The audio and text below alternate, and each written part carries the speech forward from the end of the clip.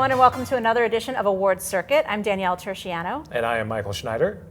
And we're here to talk about the comedy series that are in the running for this winter award season for television, which I have to say, I just feel like there are so many great options right now. Yeah. I almost don't know where to start. I'm going to start with Girls5Eva.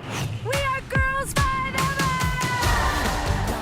It was kind of snubbed during the Emmys. And that's exactly why I wanted to start with it, because it did get a writing nomination Emmy, which is fantastic. But I felt like that wasn't enough. And I feel like now there's a real opportunity here to celebrate it in a bigger way, especially with something like the SAG Awards ensemble. Yeah. Hello, amazing ensemble. Busy Phillips, Sarah Bareilles, Paula Pell, Renee Elise Goldsberry. Like, how could you not look at these women and think powerhouse comedy players? Such a great group, and you kind of forget Sarah Bareilles is new to this whole world of acting, and to carry that show the way she has, it's not an easy job to do that kind of rapid-paced comedy that Tina Fey and Robert Carlock are known for.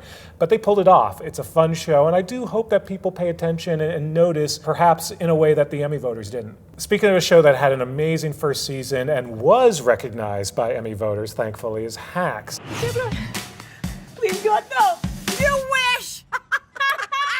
You know my love for Jean Smart. Of course. I think we all love Jean Smart. How could you not? There's a lot of heat on this show because of the Emmys that it won. It's such a solid show, and Hannah Einbinder is fantastic. It's a great ensemble as well. So again, one that I think SAG's really going to keep an eye on. It really overperformed, I think, at the Emmys. Like, I don't know that many people were predicting 15 nominations, and we were predicting wins, but I don't know that we were predicting both writing and directing. So I think that hopefully has the heat it needs in these races. You know what's so interesting is that that's a show similar to Girls5Eva that streamed so long ago. I also wonder, you know, there are some new shows or returning shows that are top of mind now that have been nominated at these awards before that might steal some of their thunder, like The Great.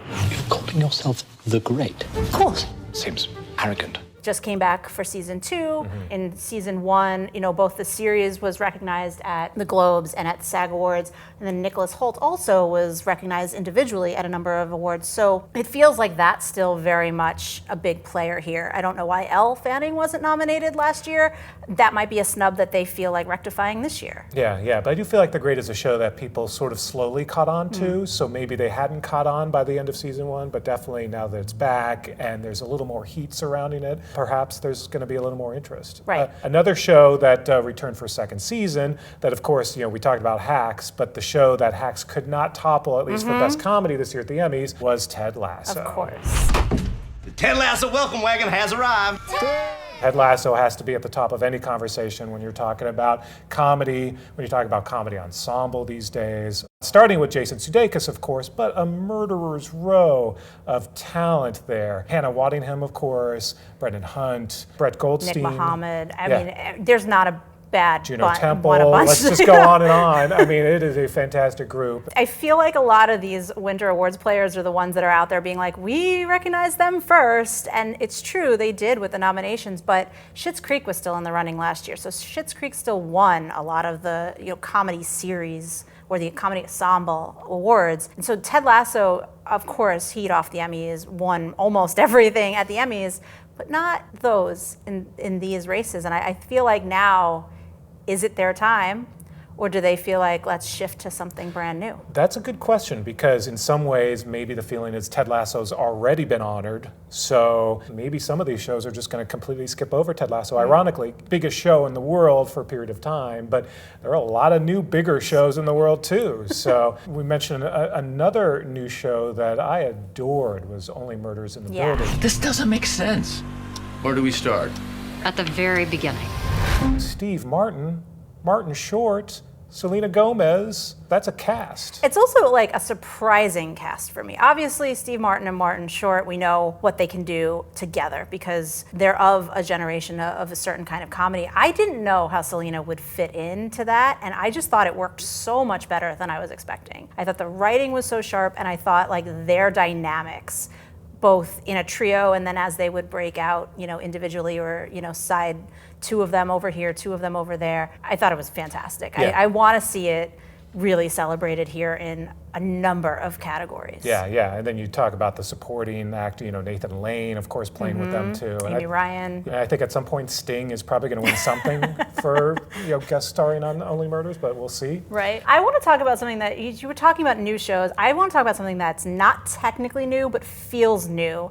The other two on HBO Max. As always, let's give ourselves a pat on the back. I say it feels new because season 1, I'm going to just toot our own horn and say Variety really championed it when it was on Comedy Central in season 1, but it didn't get a lot of traction. Yeah. And then season 2, it moves over to HBO Max, and it felt like, whether this was marketing, whether this was organic, I don't know, but the conversation around it was so much louder organically on social that I hope it's going to push it into the awards race. I mean, Molly Shannon was nominated for the Critics' Choice Awards in season 1, but that was it. Molly deserves another one, but I would love to see the rest of them also get in there, because I feel like I'm saying this about every cast, but they're all so amazing. Yeah, it's that power of the streaming, the availability now. Yeah, People of are course. stumbling across it when they're scrolling through HBO Max. We've seen a number of shows that have suddenly become zeitgeisty because of their move to streaming. The king of all of that is, of course, Cobra Kai.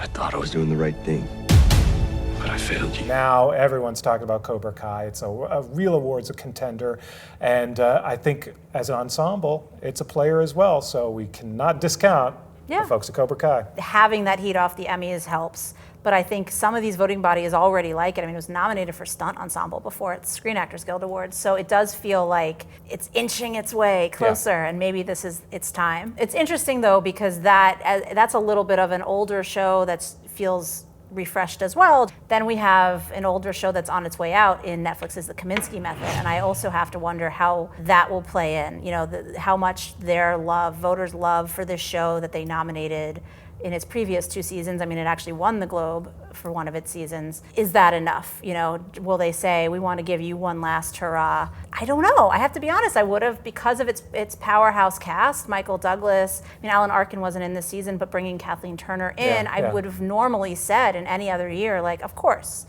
it's going to be nominated again, but it doesn't feel as easy this year.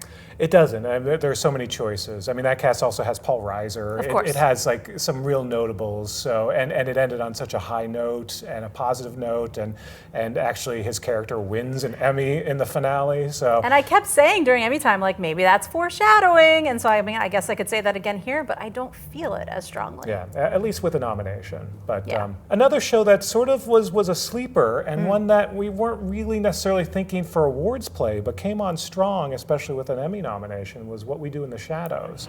We have decided to make you a fully fledged member of the team. You're gonna make me a vampire? What? No chance. And that's a show that has such a rabid cult following, but they've managed to translate that into some real awards attention. Yeah, I mean, Critics' Choice last year, 5 nominations between comedy series and then 4 actors. I mean, I remember being a little surprised by that at the time, not because it's not a worthy show, but because it felt like a smaller show in the sea of all of these others, especially when you talk about putting money behind campaigning. And it was nice to see it rise, especially among a group of people who watch all of this TV for a living. Yeah. And maybe know a little bit more about what they're talking about because they're critics. Yeah. We'll see if that holds true.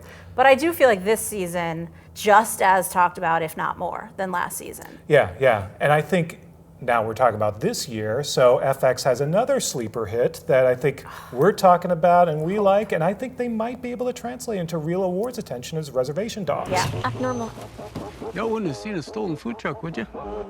Sort of a quiet little show, but critics really embraced, and talk about a fun, unknown, a new face ensemble that really just knocks it out of the park. And how fun would it be to see that cast up on a stage anywhere, just celebrating, making history as well, of course, as a Native American troupe, giving us all the feels. It's such a nice, fun, great breakout show. The one thing I worry about is, are they too new for the SAG Awards? Because SAG Awards always, we talked about this in the drama category, just in the sense of sometimes they come to shows a little later. How important is name talent? These are all people who are becoming stars because of this show. So I wonder if maybe they need a little bit more time for that one voting group, but there are so many other voting groups that, I mean, I will take anything you want to give them. Yeah. No, that's tough. SAG has such a large voting body that Yeah. sometimes it is the biggest shows that usually win. Yeah.